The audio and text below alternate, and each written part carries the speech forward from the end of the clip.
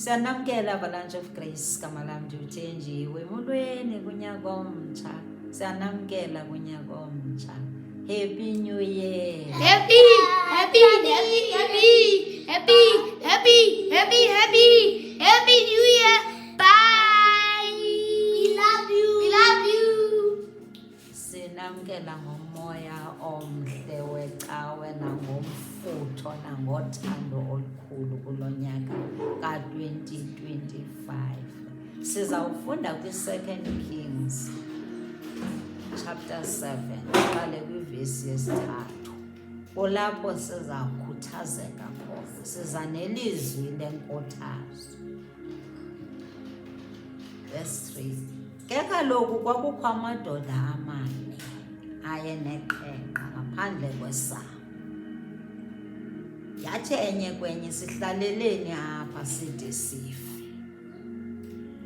Verse 4. Ukuba sithe masingene kulo mzi, kukho indlala kulo mzi, siyakufa khona. Ukuba sithe sahlala apha, siyakufa. Kaloku ke masihambe sizilahlele emkhosini wama-Aramu. Ukuba athe asisindisa, sodla ubomi. Ukuba athe asibulala, hayi ke siyakufa. Verse 5. Asuka ngongcwalazi aya eminqobeni yama-Aramu ada afika ekupheleni kweminqobo yama-Aramu. Yini le kusenxiweni. Verse 6. Kuba inkosi yayiwenze umkhosi wama-Aramu ukuba uve isandi seenqwelo zokulwa, isandi samahashe nesandi sempi enkulu. Bathi omnye komnye, niyabona ukuba ukumkani wamaSirayeli usiqashele ookumkani bamaHeti nookumkani bamaYiputi ukuba basiwele. Verse 7. Besuka ke basaba ngongcwalazi, bazishiyile iintente zabo namahashe wabo nama-esile abo eminqubeni. Injengoko ibinjalo, basabisa ubomi babo.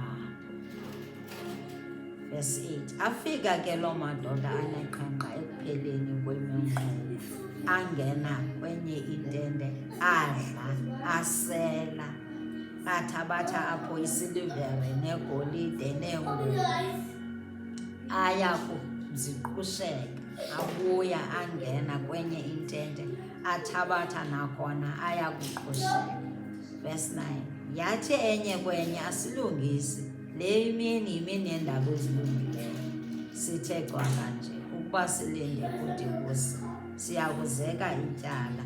Hambani ke ngoko siye sixele endlwini yokumkani. Namhlanje sifumana inkuthazo kumadoda amane ayeneqhenqa. Amadoda athi ethetha neziqu zawo, athi asizufela apha, athi ayisitha wazawufela apha kule ndawo esihleli kuyo, asizuhlala endaweni enye sifele kuyo. Ayenokhoyo. Nathi ngelinye ixesha sizifumana sigula, sizifumana iimeko zethu ingezizo besizicingile. Ubone sowuphelelwe ngumsebenzi ngoku ungasakwazi ukuthenga izinto ofanele uzithenga. Ungasenamali ngoku yokuthi uthatha abantwana basezikolweni wenza iimfanelo zabo. Iyafika loo. Ngoku into ekufuneka sizixelele yona eyokuba andizufela apha. Ayindim ozawufela apha. Thetha neziqu zakho. Jonga imeko kuyo noba imbi kanjani, uthi kodwa ndizufela apha. Fane namadoda eqhenqa. Amadoda aneqhenqa zangawuvume ukuba imeko yabo bavumelane nayo. Bathi asizuvumelana naloo nto thina.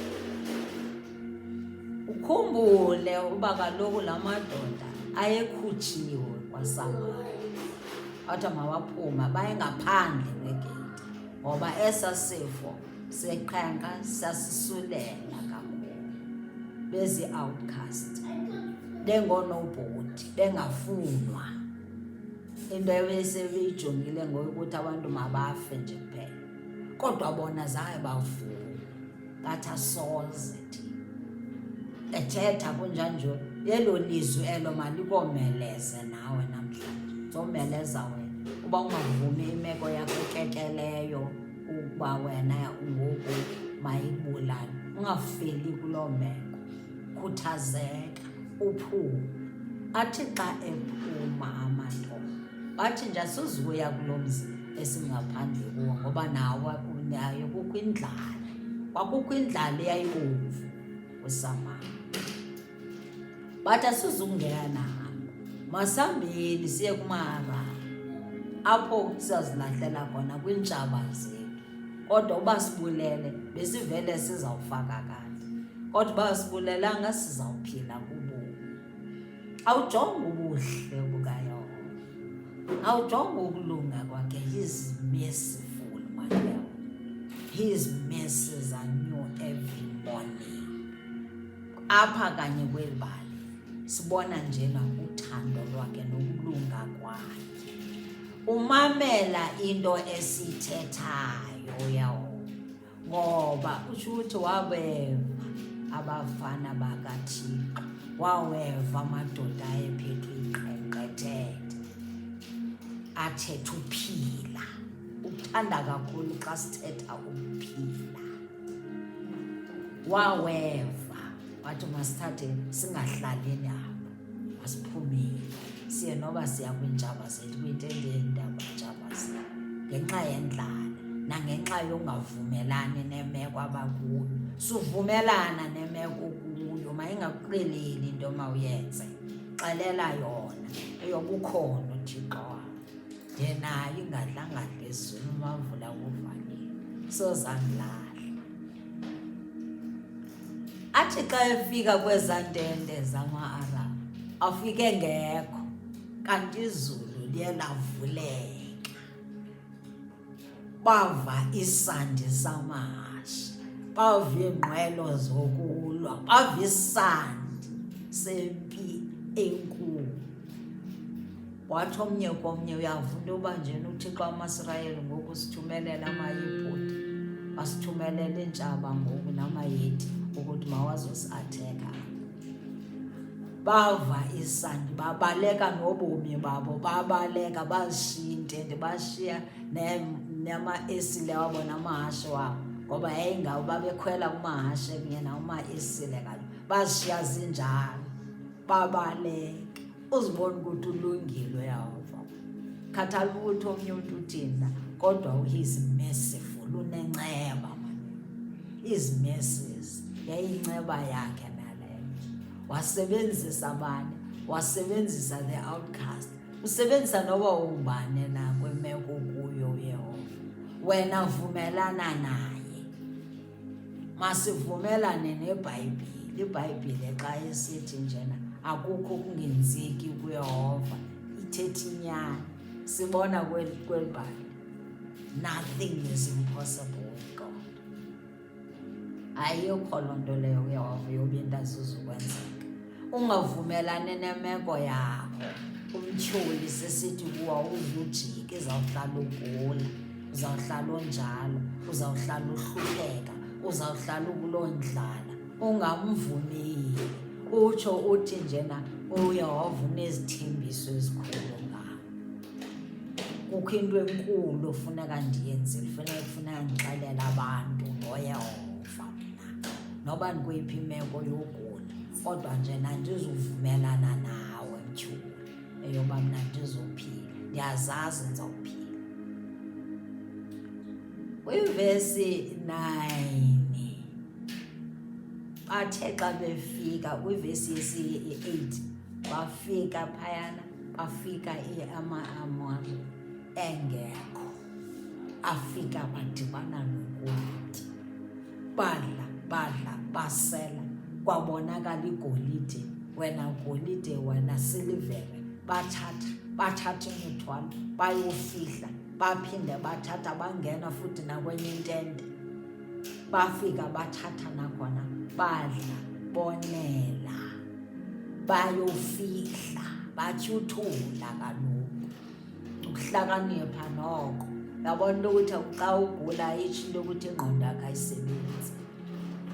Amadoda esilepere kodwa enze ntoni, ingqondo yabo yayisebenza, bathanda bayofihla. Endiyithandayo yivesi ye-9, verse 9. Kwathomnye uyabona ukuthi nje nazindaba ezilungileyo ezi ezoba ngoku sifika kule ntente kungekho bantu, sifika siyadla sihluthi. Masingathulini neendaba ezilungileyo, masambini siyoxelela abantu, siyoxelela uMkani uba sifike iintente azinabantu, amahashe amile ngapha. Nathi ke kufuneka ngasithuli, siphume sisixelela abantu iindaba ezilungileyo, good news, ngovuyo olukhulu kaYesu Kristu.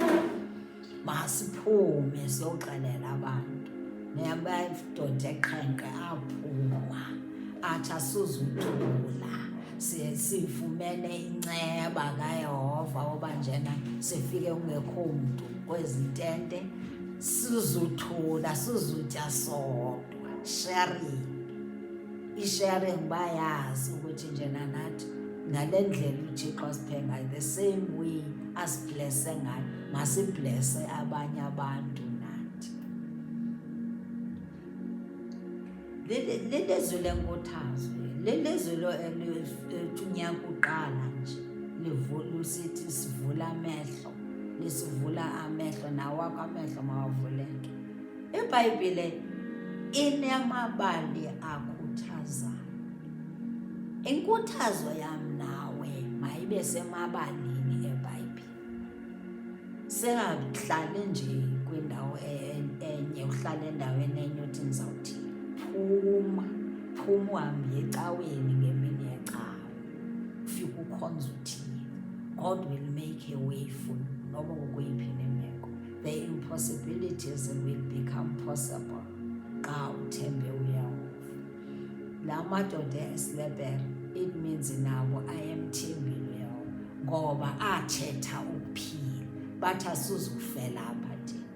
Ukuba njena sihleli nana sizawufa, masingasithi asizukuya phaya elokishini. Elokishini nakhona siza kufa. So masiphumeni sihambe siye kwiintshaba zenu. Uba zisibulele zisibulele, uba siphilile siphilile. Nawe suhlala kuloo ndawo, phuma ungakulingi uhlala uvumele loo meko. Ibe awukwazi uhlala ngoba uYehova unezithembiso ezikhulu ngawo. Jeremiah 1:10, verse 18 no verse 19. Uthi wena you are a fortified city, wena you are an iron pillar, bronze wall, ustrong.